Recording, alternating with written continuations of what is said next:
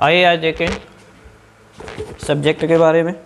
Subject क्या होता है? इंग्लिश का सिलेबस है हमारा सब्जेक्ट। सब्जेक्ट वो होता है जिसके विषय में हम कुछ कहें उसे सब्जेक्ट कहते हैं। जिसके विषय में हम कुछ कहें वह सब्जेक्ट होता है।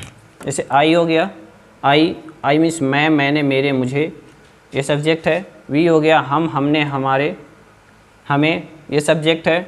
यू हो गया तुम, तुमने, तुम्हें, तुमको, तुम्हारे, आप, आपने, ये सब्जेक्ट है। दे क्या है? वे, उन्होंने, ये भी सब्जेक्ट है।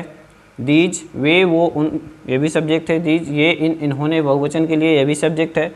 जिसका प्रयोग यह है, इस इन्होंने यह बहुवचन के लिए किया जाता है। जहाँ पे बहुवचन होगा वहीं पे करेंगे इसका प्रयोग। दैट, वह, उस, दैट, वह और उस जहाँ पे आ जाएगा वो उसका वहाँ प्रयोग करेंगे, ये भी बहुवचन के लिए करेंगे। इट, यह, इट का प्रयोग हम बेजानदार चीज़ों के लिए करते हैं। इट का प्रयोग बेजानदार चीज़ों के लिए करते हैं। माई, मेरा, मेरी, मेरे, स्त्री तथा पुरुष दोनों के लिए करते हैं माई का प्रयोग। माई तक बचे। माई कहेंगे अवर, अवर माने होता है हमारा, होता है हमारी, होता है हमारे। अवर जहाँ पे आएगा हमारा, हमारी, हमारे आएगा वहाँ पे अवर का प्रयोग करेंगे।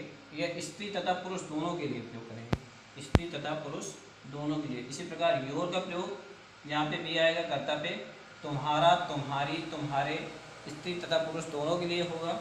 इसी प्रकार ही का प्रयोग, ही, वह, उसने, उसे, उसके लिए प्रयोग होगा। यह सिर्फ एक वचन और लड़कों के लिए प्रयोग होगा, सिर्फ एक वचन और लड़कों के लिए प्रयोग होगा। सी का प्रयोग इसी प्रकार वह, उसने, उसे, उसके लिए, उसके होगा, उसके लिए प्रयोग करेंगे। यस, यह भी सिर्फ एक वचन और ओनली सिर्फ लड़कियों के लिए ही प्रयोग होगा, सिर्फ लड़कियों के लिए। हिज का प्रयोग उसका, उसके, उसकी के लिए होगा।